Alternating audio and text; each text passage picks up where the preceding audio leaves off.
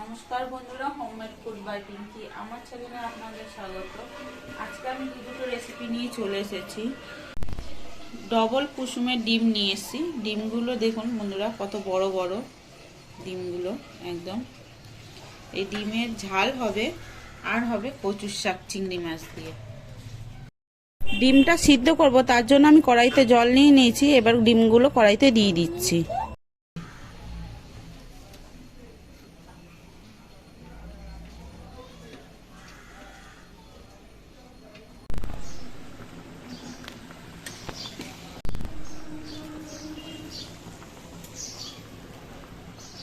ডিমগুলো সিদ্ধ হয়ে গেছে, এবার আমি নামিয়ে নিচ্ছি।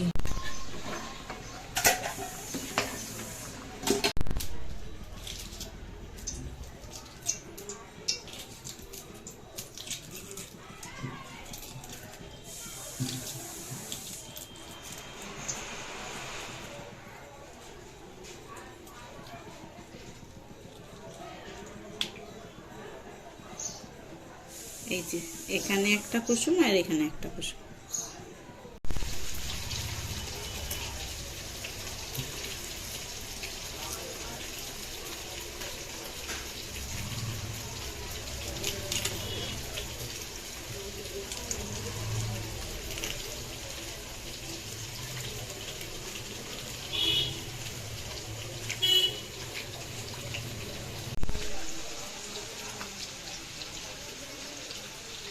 ডিমের মশলা করব, তার জন্য নিয়ে নিয়েছি আমি এখানে দুখানা ছোট ছোট পেঁয়াজ, রসুন আর আদা। দিয়ে দেবো কটা শুকনো লঙ্কা, দিয়ে দিচ্ছি গোটা জিরে, দিয়ে দিচ্ছি গোটা গরম মশলা, দিয়ে দেবো একটা ছোট টমেটো কেটে দিয়ে দেবো। সব মশলাগুলো একসঙ্গে বেটে নিচ্ছি। আমি এখানে তেলটা কড়াইতে গরম বসিয়ে দিয়েছি। ডিমের জন্য আলুগুলো ভেজে নেব।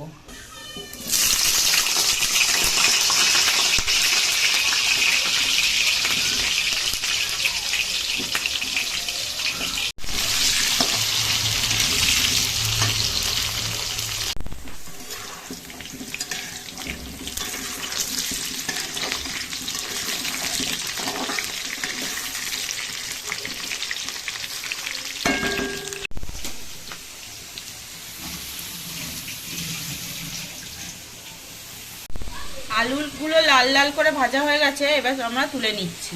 এই তেলের মধ্যে ডিমগুলো ভেজে নেব, তার জন্য আমি তেলের মধ্যে দিয়ে দিচ্ছি একটুখানি হলুদ আর একটুখানি নুন।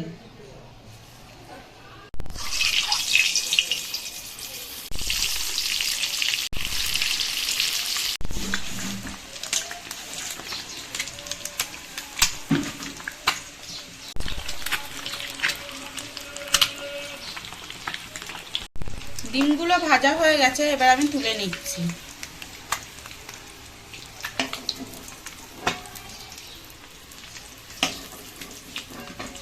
এবার এই তেলের মধ্যে আর একটু তেল দিয়ে দেব।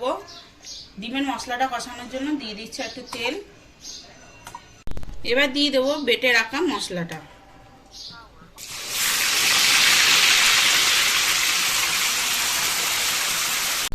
দিয়ে দিচ্ছি হলুদ, দিয়ে দেব নুন। মশলাটাকে ভালো করে কষিয়ে নেব।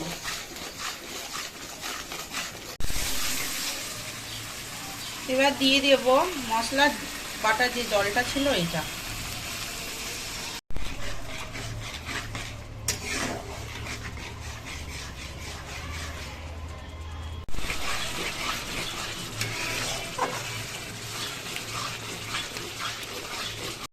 মশলাটা কষানো হয়ে গেছে, এবার আমি ভেজে রাখা ডিম আর আলুটা দিয়ে দিচ্ছি।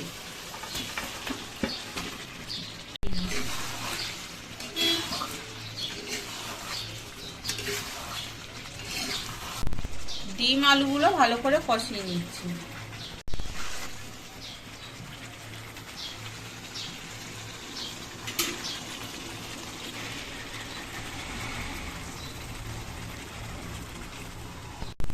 এবার আমি ঝোলের জন্য জলটা দিয়ে দিলাম।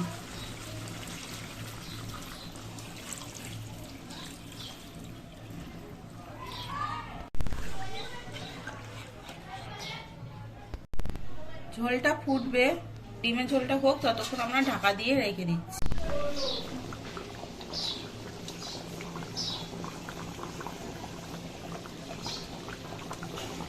রেডি হয়ে গেছে আমাদের ডিমের ঝোল। আমরা এবার গ্যাসটাকে অফ করে দিচ্ছি।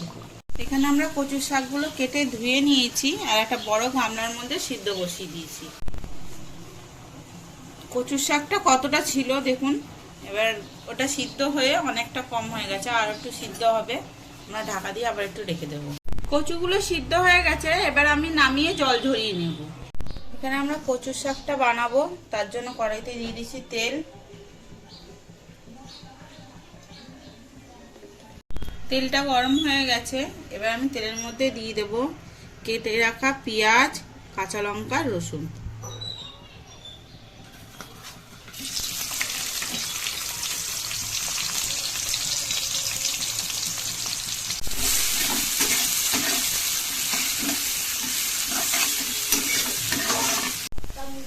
পেঁয়াজটা অর্ধেক ভাজা হয়ে গেছে, এই সময় আমরা দিয়ে দেব চিংড়ি মাছ।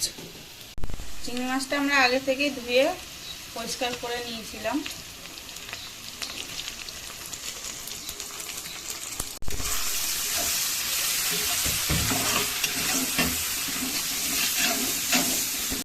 দিয়ে দিচ্ছি হলুদ, এবার দেব নুন।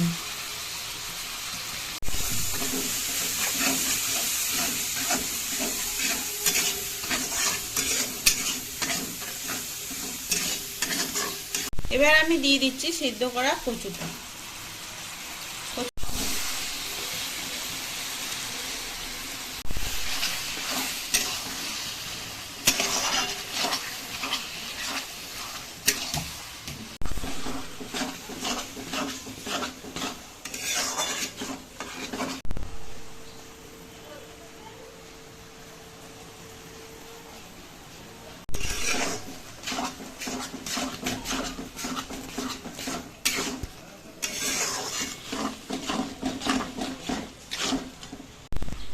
রেডি হয়ে গেছে কচুর শাকটা।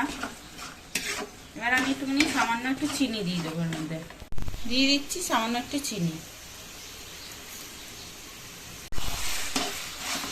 চিনিটা দিয়ে ভালো করে একটু ঘেটে নেব।